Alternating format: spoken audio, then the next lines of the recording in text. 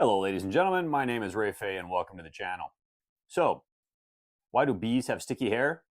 Because they use honeycombs.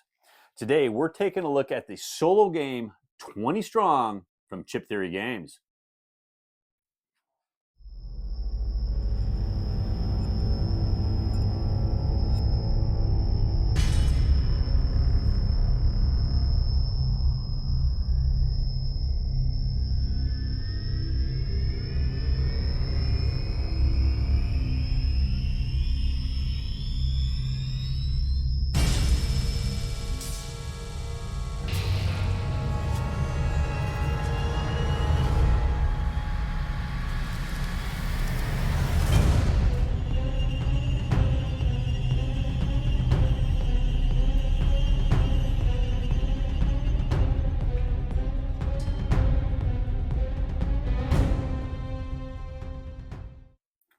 20 Strong is a game designed by Josh Carlson and published by Chip Theory Games. And today we're actually going to look at the Solar Sentinels, okay, which is just the core game, the original one that comes with the main game, okay. But this is a game where you're basically taking a character, you're going to go up against a set of challenges, and you may have some different missions you're going up against, but ultimately you're trying to get to the final boss and you're trying to defeat the final boss. Now, in this game, you have 20 dice, hence 20 strong. 3 of those dice are going to be set up. They're going to be your health strategy and they're your recovery dice. The other 17 are dice that you're going to be rolling to try to defeat all these different challenges. Okay, so how does the game play? I'll tell you what, let me explain how it plays, and then I'm going to give you all my final thoughts. So to play the game, the first thing you need to do is set it up. So what you're going to do is you're going to take all of the character cards. You're going to choose one of those characters, put them off to the side, and then you're going to take the 3 dice and set their values equal to the starting value. Then you're going to take all of these little yellow creature cards, okay, shuffle all those up, and you're going to do 3 equal stacks, and you're going to put those up on the board as well and up in front of you. You're going to take all of the monster cards, shuffle those up, so that way you're going to have a face down pile and set that down as well, because you're going to be going up against one of those. And then if you want to, they also have these mission cards. You don't have to play them on your first time you play, but if you want to play with the mission cards, you're basically just pulling out 4 different mission cards.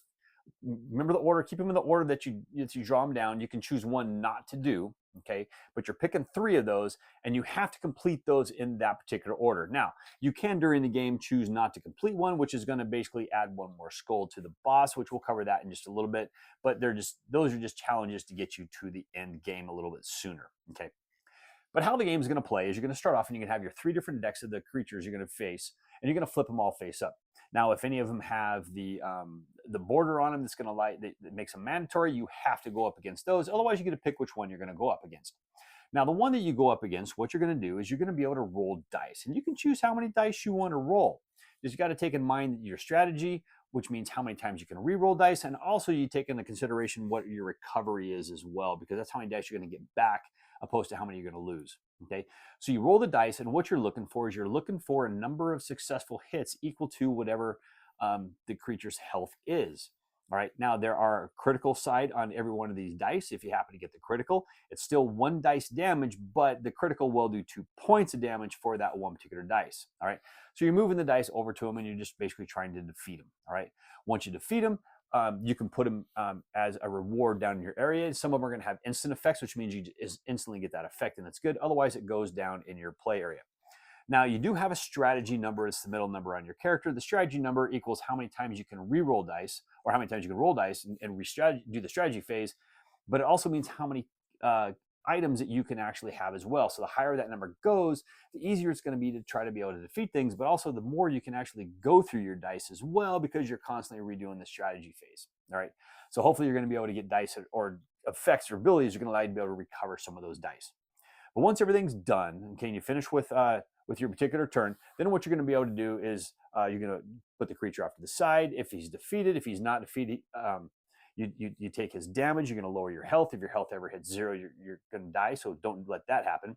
But otherwise, he goes off to the side. If you defeat him, he comes down in your area, and he's going to be a special ability you're going to have for the rest of the game, or as long as you keep that one, and maybe it gets replaced with another one later on.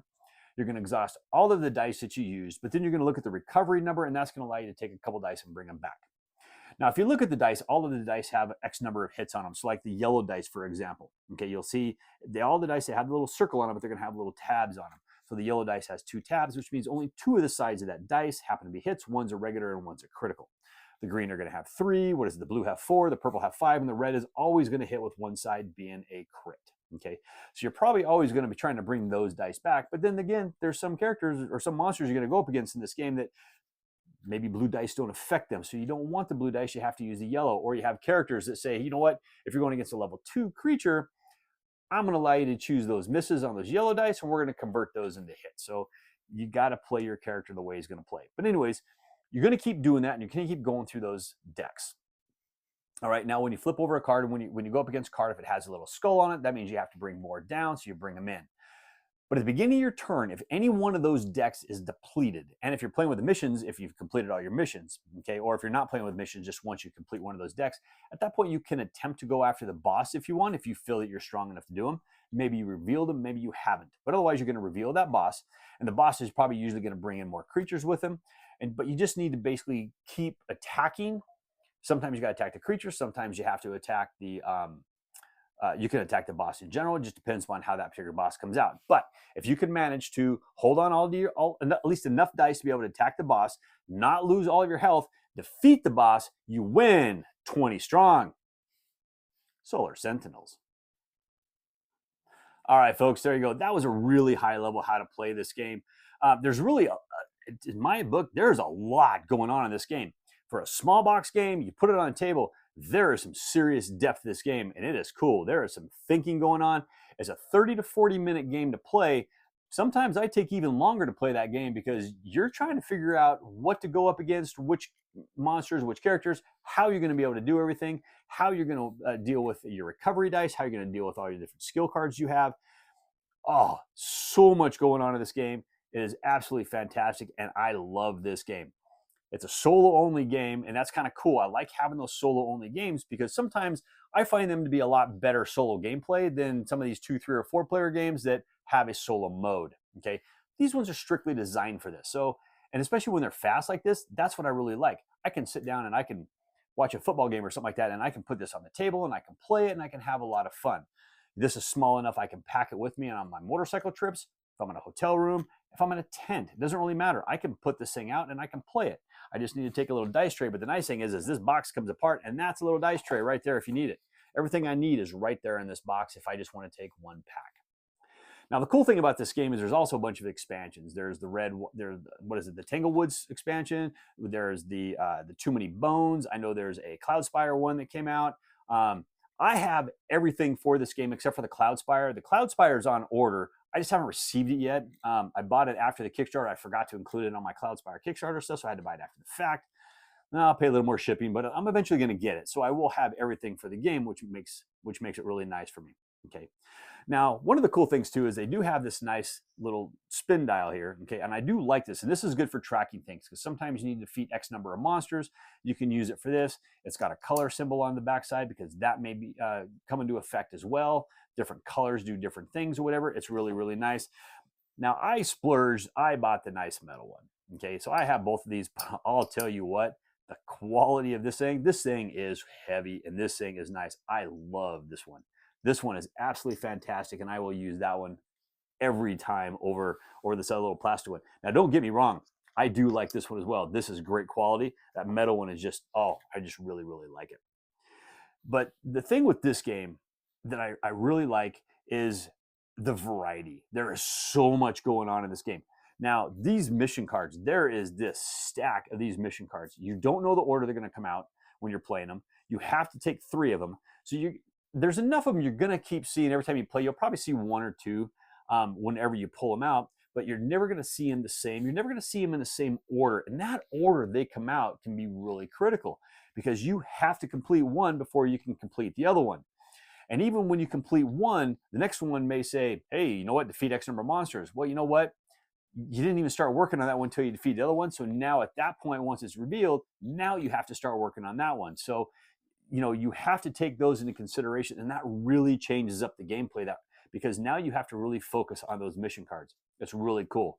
If you want to play a lighter version of the game, like I said, just set the game up, play until you at least deplete one of the 3 stacks. Once you deplete at least one of the 3, then you can try to go after the boss if you think you're powerful enough. Make sure you have enough items. Make sure your health is high enough. Make sure your recovery is high enough. Or not your recovery, but your strategy is high enough so you can get multiple items and you can get those multiple rerolls because you're probably going to need a lot of those, especially when you go up against the main boss. But I'll tell you what, this is a really, really, really fun game. Okay, I absolutely love playing this game. It always, I have this out in my living room all the time, so it's just sitting right there on my little coffee table, so I can always pick it up and I can always put it down and play. This actually sits right by my Dragons of Etching Stone, because I kind of bounce back and forth between those for my little solo gameplays while I'm doing different stuff. They're both absolutely fantastic. I do have all, like I said, all the expansions, the Too Many Bones, and I know I can't even remember what the Hoplomachus, as well, along with the Tanglewoods. I haven't had a chance to play those. I've had them all for quite a while now. My unboxing for all those things was quite a while ago. I just haven't had a chance to play the game. I just keep sticking with the same one, just lack of time and everything else. If you guys would like to see me do a review on those, let me know down in the comments below. I'll dig those out and I'll try to get some reviews out for those as soon as possible. Yeah, but if you want to, let me know. Okay. But anyways, that's it. Too Many Bones, even with the Solar Sentinels, this is a fantastic set. I absolutely love this little set. I mean, it's their own little world and everything else. And this is good. This is one that I'm going to constantly keep coming back to because I really, really like it.